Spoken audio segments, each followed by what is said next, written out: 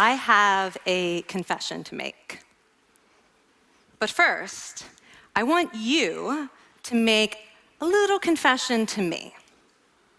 In the past year, I want you to just raise your hand if you've experienced relatively little stress. Anyone? How about a moderate amount of stress? Who's experienced a lot of stress? Yeah, me too. But that is not my confession. My confession is this: I'm a health psychologist, and my mission is to help people be happier and healthier. But I fear that something I've been teaching for the last 10 years is doing more harm than good, and it has to do with stress. For years, I've been telling people stress makes you sick. It increases the risk of everything from the common cold to cardiovascular disease. Basically, I've turned stress into the enemy.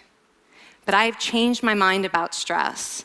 And today, I want to change yours. Let me start with the study that made me rethink my whole approach to stress. This study tracked 30,000 adults in the United States for 8 years.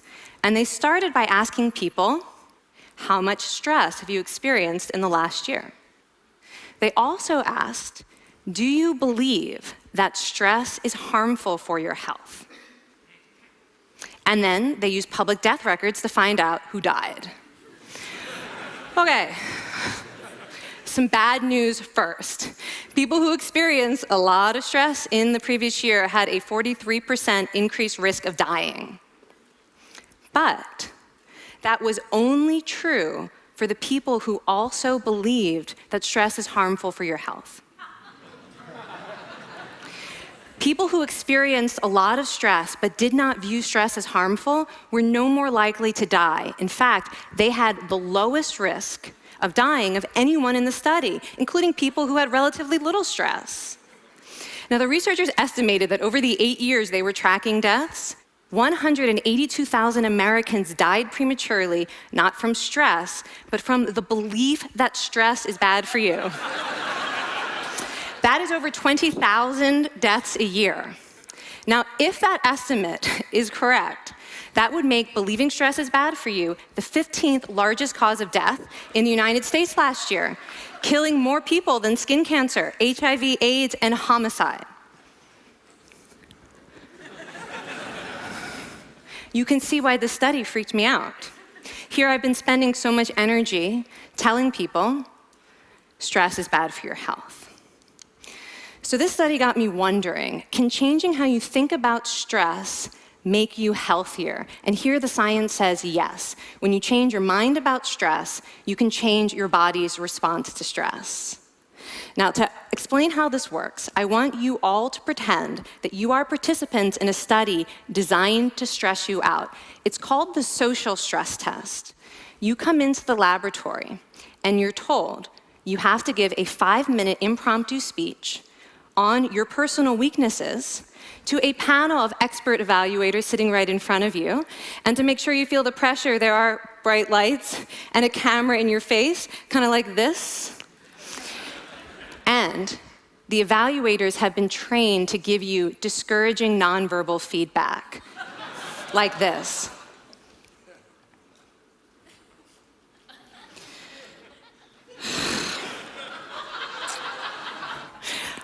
Now that you're sufficiently demoralized, time for part 2, a math test.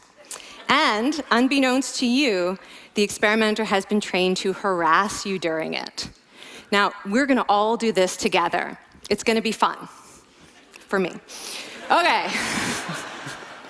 I want you all to count backwards from 996 in increments of 7. You're gonna do this out loud as fast as you can, starting with 996. Go. Go faster. Faster, please. You're going too slow.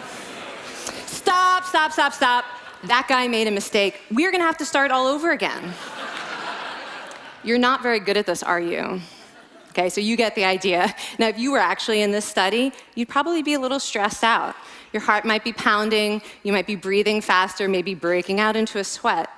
And normally we interpret these physical changes as anxiety or signs that we aren't coping very well with the pressure.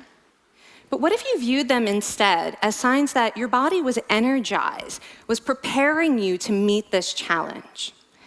Now, that is exactly what participants were told in a study conducted at Harvard University. Before they went through the social stress test, they were taught to rethink their stress response as helpful. That pounding heart is preparing you for action. If you're breathing faster, it's no problem. It's getting more oxygen to your brain. And participants who learned to view the stress response as helpful for their performance, well, they were less stressed out, less anxious, more confident. But the most fascinating finding to me was how their physical stress response changed. Now, in a typical stress response, your heart rate goes up and your blood vessels constrict like this. And this is one of the reasons that chronic stress is sometimes associated with cardiovascular disease. It's not really healthy to be in this state all the time. But in the study, when participants viewed their stress response as helpful, their blood vessels stayed relaxed like this. Their heart was still pounding, but this is a much healthier cardiovascular profile. It actually looks a lot like what happens in moments of joy and courage. Over a lifetime of stressful experiences, this one biological change could be the difference between a stress-induced heart attack at age 50 and living well into your 90s. And this is really what the new science of stress reveals, that how you think about stress matters. So my goal as a health psychologist has changed. I no longer want to get rid of your stress. I want to make you better at stress. And we just did a little intervention. If you raised your hand and said you'd had a lot of stress in the last year, we could have saved your life. Because hopefully the next time your heart is pounding from stress, you're going to remember this talk, and you're going to think to yourself, this is my body helping me rise to this challenge. And when you view stress in that way, your body believes you, and your stress response becomes healthier. Now, I said I have over a decade of demonizing stress to redeem myself from. So we are going to do one more intervention. I want to tell you about one of the most underappreciated aspects of the stress response. And the idea is this: stress makes you social. To understand this side of stress, we need to talk about a hormone, oxytocin. And I know oxytocin has already gotten as much hype as a hormone can get. It even has its own cute nickname, the cuddle hormone, because it's released when you hug someone. But this is a very small part of what oxytocin is involved in. Oxytocin is a neurohormone. It fine-tunes your brain's social instincts. It primes you to do things that strengthen close relationships. Oxytocin makes you crave physical contact with your friends and family. It enhances your empathy. It even makes you more willing to help and support the people you care about. Some people have even suggested we should snort oxytocin to become more compassionate and caring. But here's what most people don't understand about oxytocin. It's a stress hormone. Your pituitary gland pumps this stuff out as part of the stress response. It's as much a part of your stress response as the adrenaline that makes your heart pound. And when oxytocin is released in the stress response, it is motivating you to seek support. Your biological stress response is nudging you to tell someone how you feel instead of bottling it up. Your stress response wants to make sure you notice when someone else in your life is struggling so that you can support each other. When life is difficult, your stress response wants you to be surrounded by people who care about you. Okay, so how is knowing this side of stress going to make you healthier? Well, oxytocin doesn't only act on your brain, it also acts on your body. And one of its main roles in your body is to protect your cardiovascular system from the effects of stress. It's a natural anti-inflammatory. It also helps your blood vessels stay relaxed during stress. But my favorite effect on the body is actually on the heart. Your heart has receptors for this hormone. And oxytocin helps heart cells regenerate and heal from any stress-induced damage. This stress hormone strengthens your heart. And the cool thing is that all of these physical benefits of oxytocin are enhanced by social contact and social support. So when you reach out to others under stress, either to seek support or to help someone else, you release more of this hormone, your stress response becomes healthier, and you actually recover faster from stress. I find this amazing that your stress response has a built-in mechanism for stress resilience. And that mechanism is human connection. I want to finish by telling you about one more study. And listen up, because this study could also save a life. This study tracked about 1,000 adults in the United States, and they ranged in age from 34 to 93. And they started the study by asking, how much stress have you experienced in the last year? They also asked, how much time have you spent helping out friends, neighbors, people in your community? And then they used public records for the next 5 years to find out who died. Okay, so the bad news first. For every major stressful life experience, like financial difficulties or family crisis, that increased the risk of dying by 30%. But, and I hope you are expecting a but by now, but that wasn't true for everyone. People who spent time caring for others showed absolutely no stress-related increase in dying, 0. Caring created resilience. And so we see once again that the harmful effects of stress on your health are not inevitable. How you think and how you act can transform your experience of stress.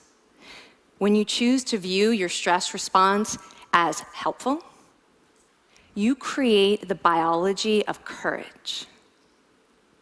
And when you choose to connect with others under stress, you can create resilience.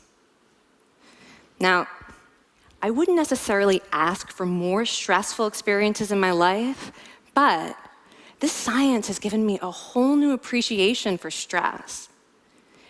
Stress gives us access to our hearts. The compassionate heart that finds joy and meaning in connecting with others. And yes, your pounding physical heart working so hard to give you strength and energy. And when you choose to view stress in this way, you're not just getting better at stress, you're actually making a pretty profound statement. You're saying that you can trust yourself to handle life's challenges. And you're remembering that you don't have to face them alone. Thank you. Thank you.